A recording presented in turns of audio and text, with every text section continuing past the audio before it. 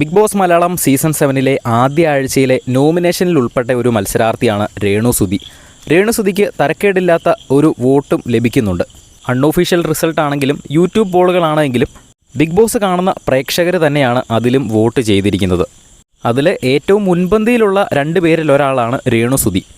പക്ഷേ ആ വോട്ടുകൾക്ക് രേണു സുധി അർഹയാണോ എന്ന് ചോദിച്ചാൽ ബിഗ് ബോസ് വീട്ടിലെ പ്രകടനം കൊണ്ട് രേണു സുധി ഒരിക്കലും അത് അർഹിക്കുന്നില്ല എന്ന് തന്നെ പറയേണ്ടി വരും. ബിഗ് ബോസിൽ എത്തിയ ശേഷം ആദ്യ ആഴ്ചയിലെ പെർഫോമൻസിൻ്റെ അടിസ്ഥാനത്തിൽ മാത്രമാണ് നമുക്കിപ്പോൾ പറയാൻ സാധിക്കുകയുള്ളൂ. ഇനി ഒരുപക്ഷെ മാറ്റങ്ങൾ സംഭവിച്ചേക്കാം. പക്ഷേ രേണു സുധിക്ക് പറയുന്ന കാര്യങ്ങളിൽ ഒരു വ്യക്തത കൊണ്ടുവരാൻ സാധിച്ചിട്ടില്ല. അതായത് രേണു സുധിയുടെ മനസ്സിൽ കുറച്ച് ആശയങ്ങളുണ്ട്, പക്ഷേ പുറത്തോട്ട് പറയുമ്പോൾ അത് കൺവേ ചെയ്യാൻ പറ്റുന്നില്ല.